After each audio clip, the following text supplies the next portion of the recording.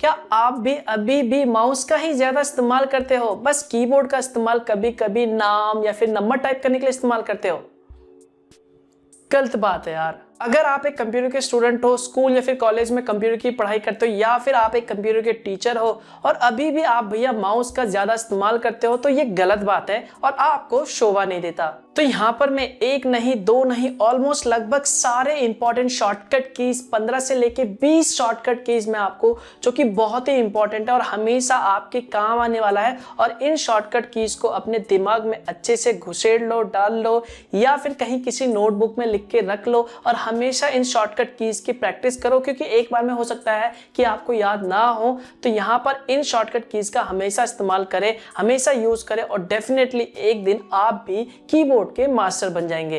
तो यहाँ पे बेसिकली मैं आपको कुछ basic shortcut keys, advance shortcut keys और साथ में यहाँ पर कुछ इंपॉर्टेंट कीज के बारे में बताने वाला हूँ जो कीबोर्ड में होते हैं, जिसका यूज आपको जरूर पता होना चाहिए। तो अगर आपको ये सब जानना है तो वीडियो को लास्ट तक देखते रहिए। हेलो गाइस, मेरा नाम है मनोज सारू और टेक्नोलॉजी ज्ञान चैनल में आपका स्वागत है। तो यहाँ पे सबसे पहला जो दो इंपॉर्टेंट की है, ये शॉर्टकट की नहीं है, ये दो की है जो आपको कंप्यूटर के कीबोर्ड या फिर लैपटॉप के कीबोर्ड में मिल जाएगा, जिनका नाम है डिलीट और बैकस्पेस। जी हाँ, बहुत से लोगों को अभी भी ये नहीं पता कि डिलीट और बैकस्पेस में क्या अंतर है। सभी लोग सोचते हैं कि बैकस्पेस और डिलीट का दोनों का यूज बेसिकली टेक्स्ट को डिलीट करने के लिए या फिर फाइल को डिलीट करने के लिए किया जाता है, लेकिन ऐसा नहीं है। हमेशा याद रखना, बैकस्पेस की का इस्तेमाल हमेशा टेक्स्ट को पीछे से डिलीट करने के लिए इस्तेमाल किया जाता है, जबकि डिलीट की का इस्तेमाल हमेशा टेक्स्ट को आगे से डिलीट करने के लिए इस्तेमाल किया जाता है। इसके अलावा डिलीट की का इस्तेमाल बेसिकली किसी भी फाइल, फोल्डर इत्यादि जैसे डॉक्यूमेंट्स को डिलीट करने के लिए भी इस्तेमाल किया जाता है। फॉर एग्जाम्पल, मान लो यहाँ पर मैं माइक्रोसॉफ्ट वर्ड में एक टेक्स्ट लिखता हूँ, जिसमें लिखता हूँ मैं hello my name is Manoj सारू।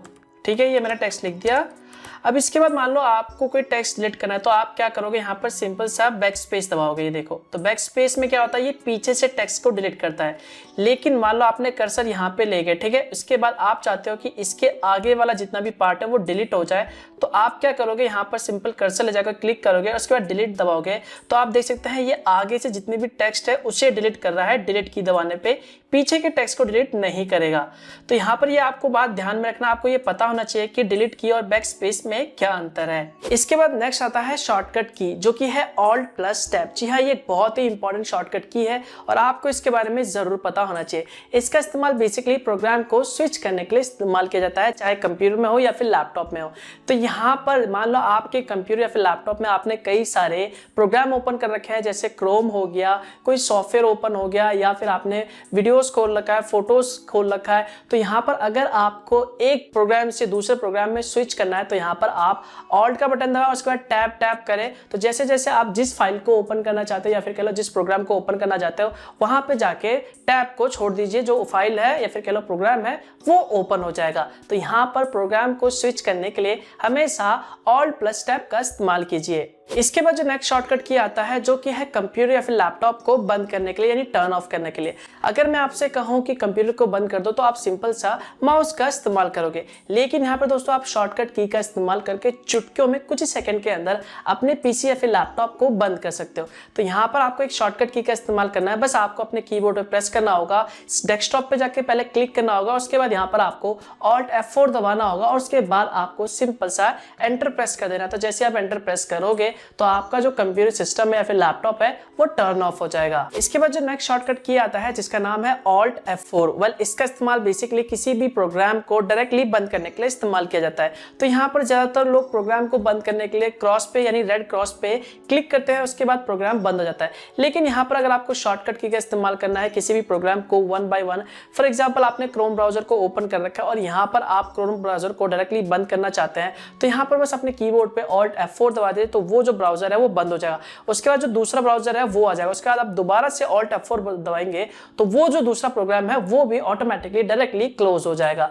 तो यहाँ पर ये शॉर्टकट की के बारे में भी आपको जरूर पता होना चाहिए। इसके बाद जो नेक्स्ट शॉर्टकट की आता है, जो कि बहुत ही इंपॉर्टेंट है और इसके बारे में भी बहुत ही कम लोग जानते हैं, जिसका नाम है विंडो डी। जी हाँ, इस शॉर्टकट का इस्तेमाल बेसिकली जितने भी विंडो ओपन है उन सभी को मिनिमाइज करके डायरेक्टली डेस्कटॉप में जाने के लिए इस्तेमाल किया जाता है। फॉर एग्जांपल, मान लो आप अपने कंप्यूटर में मल्टीटास्किंग मल्टीटास्किंग कर रहे हो, कई सारे सॉफ्टवेयर ओपन है, टैब ओपन है, तो यहाँ पर अगर आप चाहते हो कि सारा का सारा जो टैब है या फिर कह लो सारा का सारा जो भी सॉफ्टवेयर है वो मिनिमाइज हो जाए और आप डायरेक्टली डेस्कटॉप पे चले जाए, तो ऐसे कंडीशन में आपको अपने कीबोर्ड पे बस प्रेस करना होगा विंडो प्लस डी का, तो वो सारा का सारा जो सॉफ्टवेयर है या फिर कह लो प्रोग्राम है वो मिनिमाइज हो जाएगा। तो आप दोबारा से विंडो डी दबाएंगे तो वो सारा का सारा दोबारा से ओपन हो जाएगा। इसके बाद जो नेक्स्ट शॉर्टकट की आता है जो कि 3 इंपॉर्टेंट शॉर्टकट की है जो कि बेसिकली एमएस ऑफिस यूज करने वालों के लिए है, और ये आपके हमेशा काम आएगा जब भी आप एमएस ऑफिस यूज करोगे। जी हाँ, जब भी आप एमएस ऑफिस, चाहे वो वर्ड हो गया, एक्सेल हो गया, उसमें किसी भी तरह के फाइल को लिखते हो या फिर एडिट करते हो या फिर बनाते हो,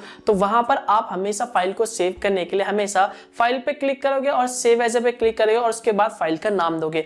लेकिन यहाँ पर अगर आप इसे डायरेक्टली करना चाहते हो तो बस आपको क्या करना होगा, अपने कीबोर्ड पे F12 की प्रेस करना होगा और उसके बाद ये जो फाइल है वो डायरेक्टली सेव एज पे हो जाएगा। उसके बाद जो भी आप नाम देके इसे सेव कर सकते हैं। लेकिन यहाँ पर अगर आप लैपटॉप इस्तेमाल कर रहे हो तो यहाँ पर आपको सबसे पहले फंक्शन की दबा के F12 दबाना होगा। इसके बाद दोस्तों यहाँ पर एक दूसरा शॉर्टकट की है जो कि Ctrl+S है। जी हाँ, अगर आप इस फाइल को सेव करना चाहते हैं तो यहाँ पर आप डायरेक्टली Ctrl+S दबा के भी सेव कर सकते हैं। इसके अलावा एक तीसरा शॉर्टकट की है जो कि एमएस ऑफिस यूज करते वक्त काम आ सकता है, जिसका नाम है Ctrl+N।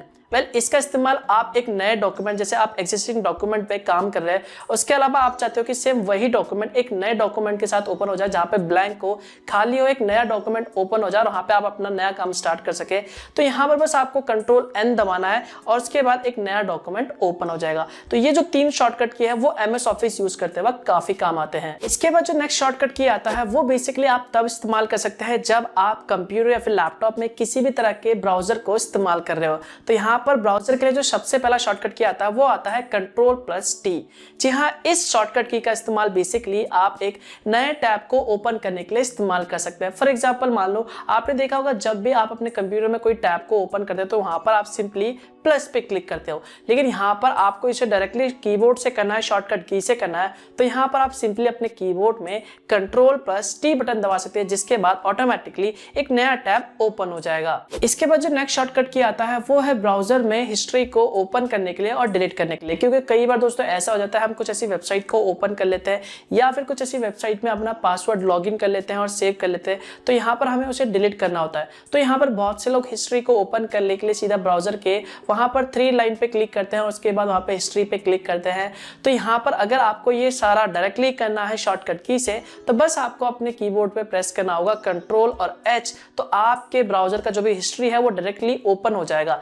इसके अलावा अगर आपको डायरेक्टली डिलीट करना है इसे, तो आपको क्या करना होगा, आपके ब्राउजर को ओपन करना होगा जहां पे भी पेज है और उसके बाद आपको अपने कीबोर्ड पे प्रेस करना होगा Ctrl Shift और डिलीट, और उसके बाद वहां पर आपको डायरेक्टली डिलीट पे क्लिक करके जो भी डेटा है, ब्राउजरिंग हिस्ट्री या फिर कह लो कैशे डेटा, वो सारा का सारा वहां से आप आसानी से डायरेक्टली डिलीट कर सकते हैं। इसके बाद जो नेक्स्ट शॉर्टकट की आता है वो है कंप्यूटर के ब्राउजर में इनकॉग्निटो मोड को ओपन करने के लिए और डायरेक्टली किसी भी डाउनलोड मेन्यू को ब्राउजर में ओपन करने के लिए। जी हाँ, तो यहाँ पर इनकॉग्निटो मोड को ओपन करने के लिए जो शॉर्टकट की है वो है Ctrl Shift और N।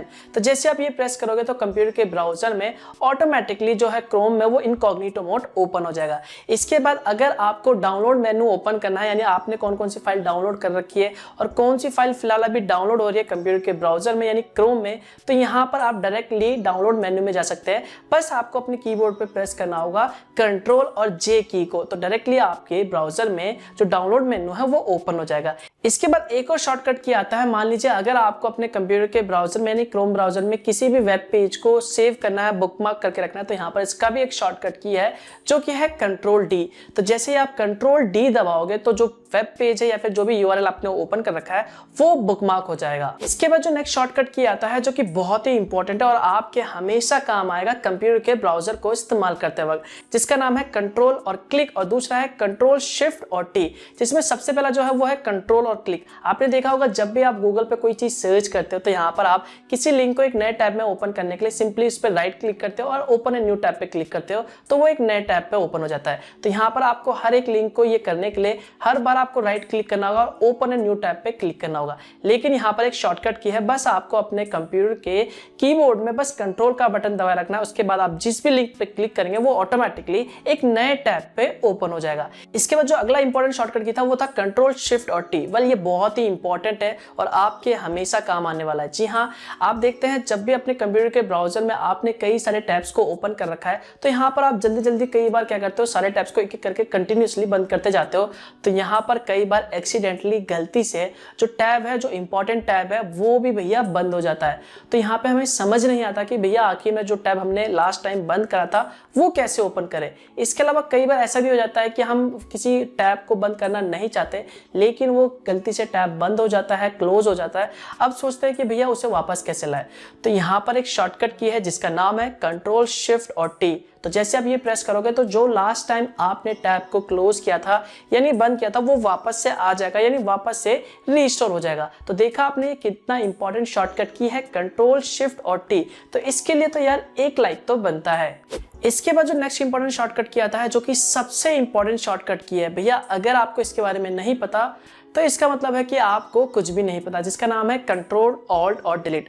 वेल ये एक बहुत ही इंपॉर्टेंट शॉर्टकट की है। इसकी मदद से आप टास्क मैनेजर को ओपन कर सकते हो और ये आप तब इस्तेमाल कर सकते हो जब मान लो आपके कंप्यूटर में कोई सॉफ्टवेयर हैंग कर गया या फिर आपका जो पीसी है वो रुक गया या फिर कोई सॉफ्टवेयर काम नहीं कर रहा, वहीं पे स्टॉप हो गया और आप उससे वो बंद भी नहीं हो रहा। तो यहाँ पर आप क्या कर सकते हो, आप डायरेक्टली अपने कीबोर्ड पे कंट्रोल ऑल्ट और डिलीट की दबा के टास्क मैनेजर पे क्लिक करके उसके बाद वहां पर जो भी सॉफ्टवेयर हैंग करा उस पर राइट क्लिक करके वहां पर सिंपल सा उस प्रोग्राम को एंड करके वहां पे क्लोज कर सकते हो। तो भैया यहाँ पर इस शॉर्टकट की के बारे में आपको जरूर पता होना चाहिए। तो ये कंट्रोल और डिलीट के लिए वीडियो को लाइक जरूर कर देना। इसके बाद जो नेक्स्ट शॉर्टकट की आता है ये भी बहुत ही इंपॉर्टेंट है और आपके हमेशा काम आएगा, जिसका नाम है कंट्रोल जेड और control Y. Basically control Z को अंडू कहते हैं और कंट्रोल वाई को रीडू कहते हैं। इनका इस्तेमाल बेसिकली तब किया जाता है, मान लीजिए आपने किसी फाइल को एक्सीडेंटली डिलीट कर दिया है, किसी टेक्स्ट को गलती से डिलीट कर दिया, आप उसी वक्त उसी फाइल को वापस लाना चाहते हैं। जो भी आपने एक्शन परफॉर्म किया उसे आप अंडू करना चाहते हैं, यानी उल्टा जहां पे थे आप जिस स्टेज में तक वापस वहीं पे जाना चाहते हैं। तो यहाँ पर बेसिकली आप कंट्रोल जेड दबा के अंडू कर सकते हैं। इसके अलावा अगर आपको दोबारा उसी स्टेज में जाना है, इसी का रिवर्स करना है, तो बेसिकली यहाँ पर आप कंट्रोल वाई शॉर्टकट की प्रेस करके रीडू कर सकते हैं। फॉर एग्जाम्पल मान लो यहाँ पर आपसे गलती से एक्सीडेंटली ये जो फाइल है वो डिलीट हो गया, ठीक है।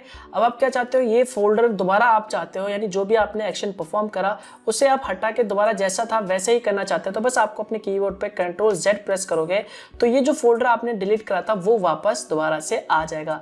इसके बाद अगर आप चाहते हो कि ये दोबारा से रीडू हो जाए, यानी जैसा पहले आपने परफॉर्म किया था एक्शन वो वापस हो जाए, तो यहाँ पर कंट्रोल आप वाई दबाओगे तो दोबारा से डिलीट हो जाएगा। इसके बाद जो नेक्स्ट शॉर्टकट किया आता है बेसिकली किसी भी टेक्स्ट को सिलेक्ट करने के लिए इस्तेमाल किया जाता है बिना माउस के। जी हाँ, अगर आपको किसी भी टेक्स्ट को सिलेक्ट करना है तो यहाँ पर एक शॉर्टकट की है जिसका नाम है शिफ्ट और एरो का बटन। तो जैसे आप शिफ्ट और एरो का बटन दबाएंगे उसके बाद आप जिस भी पोर्शन को सिलेक्ट करना चाहते हैं या फिर कह लो जिस भी टेक्स्ट को सिलेक्ट करना चाहते हैं वहां पर आप ये सिलेक्ट कर सकते हैं। फॉर एग्जाम्पल देख लो यहाँ पर ये वर्ड खुला पड़ा है और यहाँ पर ये कुछ टेक्स्ट लिखा हुआ है। अब आपको क्या करना है, किसी टेक्स्ट को सिलेक्ट करना है। तो यहाँ पर आप बेसिकली एक और ऑप्शन इस्तेमाल कर सकते हैं कि आप सिंपल माउस का इस्तेमाल कर सकते हैं टेक्स्ट को सिलेक्ट करने के लिए। लेकिन यहाँ पर अगर आप कीबोर्ड का इस्तेमाल करना चाहते हैं तो बस आपको क्या करना होगा, जहाँ से भी टेक्स्ट को सिलेक्ट करना है वहाँ पर एक बार क्लिक कर लीजिए। उसके बाद अपने कीबोर्ड पे बेसिकली सिंपली शिफ्ट का बटन दबाइए और उसके बाद यहाँ पर एरो का इस्तेमाल करके ऊपर नीचे वाला जो भी है यहाँ पर उसे आप आगे की तरफ बढ़ा के सिंपली टेक्स्ट को सिलेक्ट कर सकते हैं।